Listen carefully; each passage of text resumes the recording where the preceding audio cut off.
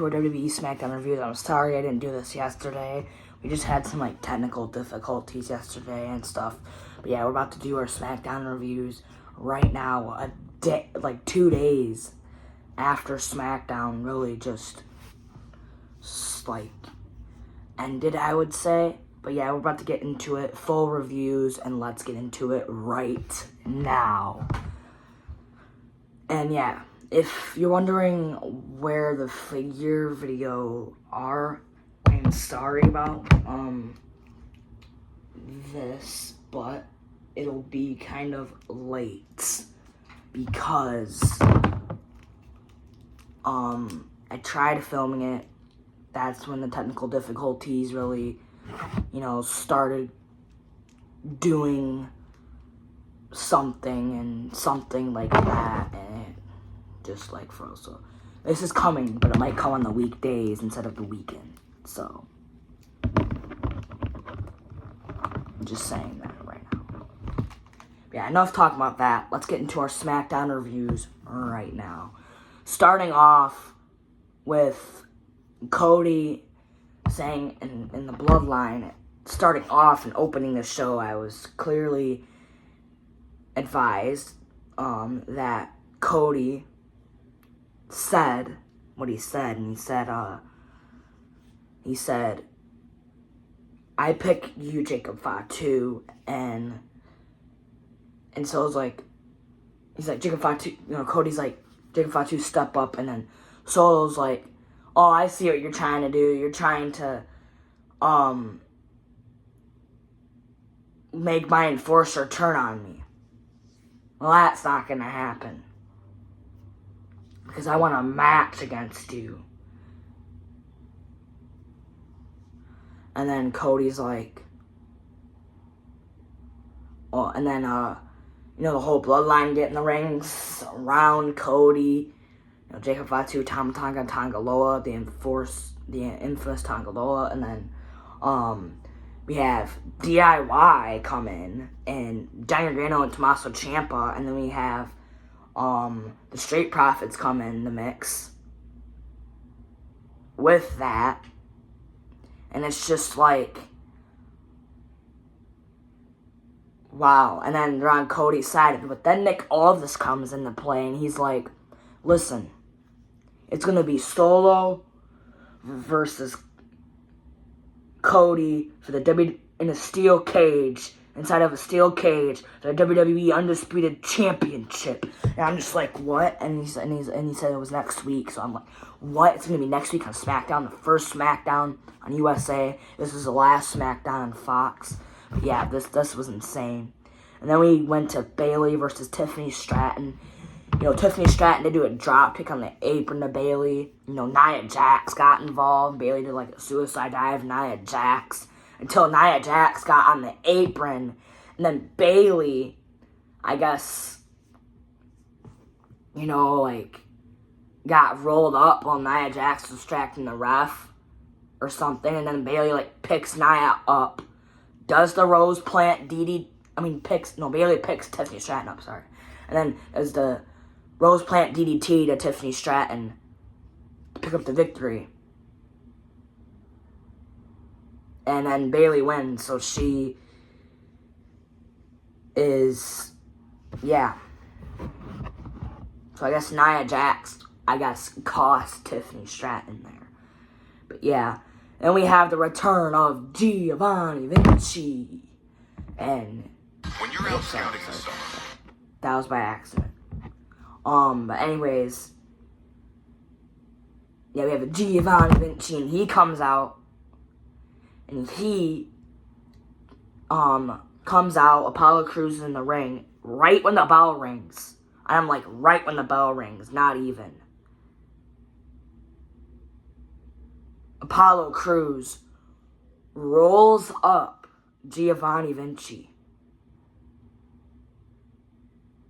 to pick up the victory. 1, 2, 3. And I'm just like, what? That was 5 seconds. You know what's funny? The first episode of SmackDown on Fox had a 5-second match.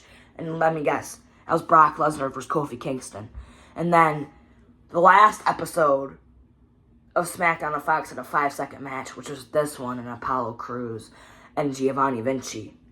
And I was like, what? I thought Giovanni Vinci was going to just beat Apollo Crews and, that would set his first win in his career, basically. Singles win on SmackDown. But no. Giovanni Vinci didn't win. And Apollo Crews just rolls him up randomly. And wins. I was shocked completely. I was shocked when that happened. Then we move on to Kevin Owens in a handicap match against Grayson Waller and Austin Theory. We had some conflict in this match between Austin Theory and Grayson Waller as, I think Austin Theory was going to do like a pin on Kevin Owens, and then Grayson Waller got him off his shoulders, and then they're both looking at each other like, what do we do? But then they we're trying to superplex Kevin Owens. Kevin Owens is Death Valley Driver to Austin Theory or something off the top rope, off his shoulders. And then basically, Grayson Waller, tries to do that on the other corner, the corner right next to where Austin Theory did it beforehand, and that didn't work. But you cannot superplex Kevin Owens. Come on, we've been through this already for a year almost. Okay? Kevin Owens, did that reverse suplexing that he always does, but he did that with Grayson Waller. And then, the end of the match, Austin Theory, gets pushed into Grayson Waller. He's like, whoa, I don't want to get pushed into Grayson Waller. I'm not doing that. So then, Theory pushes Kevin Owens into Grayson Waller. Grayson Waller, basically just falls off the apron for Kevin Owens to dodge whatever punch Austin Theory's throwing. Austin Theory did the roll through double knees, I think. But yeah, Austin Theory did the roll through blockbuster, though he did that. Kevin Owens in the match. But yeah, at the end of the match, Kevin Owens gets shoved into Grayson Waller. Grayson Waller falls off the apron, and then Kevin Owens dodges a punch that Austin Theory takes, and then Kevin Owens kicks Austin Theory in the gut and does a stunner. Which Austin Theory sold that stunner so well. It was it went back to WrestleMania 38 where he stole that.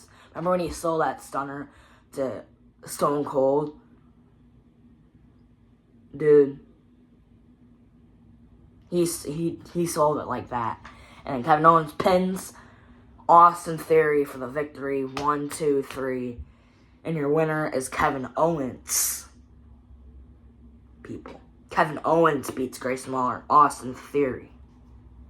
How crazy is that? And then we move on to LA Night, yeah! And, him and Carmelo Hayes, I guess, go at it. And then Andrade, El Idolo, some music comes. And, Andrade comes out and gets in the ring. And he's like, well, listen, Carmelo, you've beaten me twice, I've beaten you twice. And then they keep, arguing back and forth. And then, basically, eventually, it ends up in a fight. Andrade hits a big boot on Carmelo Hayes. And then gets costing LA Knight. Because LA Knight said, he's like, don't let me drop you two down on your heads. And then he said it again. And then him and Andrade were arguing. And then Andrade did a big boot, like I said, to Carmelo Hayes. And then, basically, LA Knight does a BFT. Andrade's distracted, so LA Knight does a BFT to Andrade, and he does a BFT to Carmelo Hayes. And people are cheering loud and clear. But yeah, LA Knight's the best, man. Impresses me every day. Every week, I should say. But yeah. Move on to our next clip. And we have Chelsea Green versus Michin. Now, Piper Niven was ringside in this match. I'm not gonna buy off of that, but like, basically, Chelsea Green, does some cool moves, Michin, I guess those like ring around the rosy of how you get out of the ring. So Michin gets out of the ring, right? The ref is arguing with Chelsea Green as Piper Niven as the ref is talking to Chelsea Green for that 5 seconds. Piper Niven does a senton right to Michin on the outside. Gets her Michin in the ring for Chelsea Green to hit the unpretty her. She tried to do it earlier on in the match, but it didn't work. But yeah, Chelsea Green hits the unpretty her to pick up the victory. 1, 2, 3. And your winner is Chelsea Green. But yeah. Then we move on to Giovanni Vinci. Basically just says, I'm going to get back in Apollo Crews and all that stuff. I wasn't really paying attention because it was like 39 seconds. So I was like, oh, well, how am I going to review this on my channel, right? Well, I think he just said, next week I'm going to beat down Apollo Crews. And I'm going to focus my anger on him because he's the one who screwed me over or something like that. He's like, I'm going to get back at him or something like that. But yeah, I wasn't really paying attention to that much in the show. That was probably like a low point of the show anyways. Then we had Chelsea Green and Piper Niven have like a little, he's like, are you afraid of Michin's equalizer? And then they're like, no, we're never, right, Piper Niven? And she's like, yeah, we're never afraid of Michin's equalizer. And then, yeah. But yeah, then we move on to our final match, the main event. This match might have been, if not one of the best SmackDown main events I have ever seen. Like, tag team main event wise. So it's the bloodline, the whole entire bloodline. I'm talking Solo Sikoa, Jacob Fatu, Tama Tonga, Tonga Loa versus the Street Profits, which then they team up with DIY, so then that's like 4v4, right? So you have Johnny Reno, Tommaso Ciampa, Montez Ford, and Angelo Dawkins team up together. The Street Profits and DIY. They have their entrance music, it's good like that.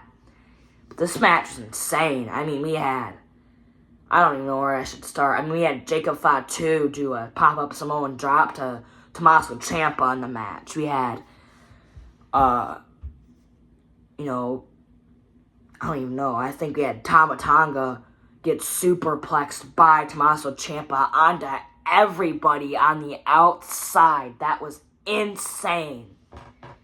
Insane. I'm talking levels of insane that was. Everybody was down. Everybody was out. But at the end of the match, Solo Sikoa, Jacob Fatu, did some damage. I think they had like a super kick session where Tama Tonga and Jacob Fatu, or Tonga Loa or Jacob Fatu or whatever. I think it was Tama Tonga, Jacob Fatu. They did like I think one of them did a super kick to Johnny Gargano, and then one of them did a super kick to Tommaso Ciampa, and then one of them did a super kick to Tommaso Ciampa, and then one of them did a super kick to Johnny Gargano out of the ring, and then they did a double super kick to Angelo Dawkins, and then, then they leave Montez Ford for Solo, and Solo does not one Samoan spike, but 2 Samoan spikes to Montez Ford to pick up the victory. 1, 2, 3, and your winners are the Bloodline. And yeah, that's your guys' WWE SmackDown. I hope you guys enjoyed this review. What do we say? When we say, Yee.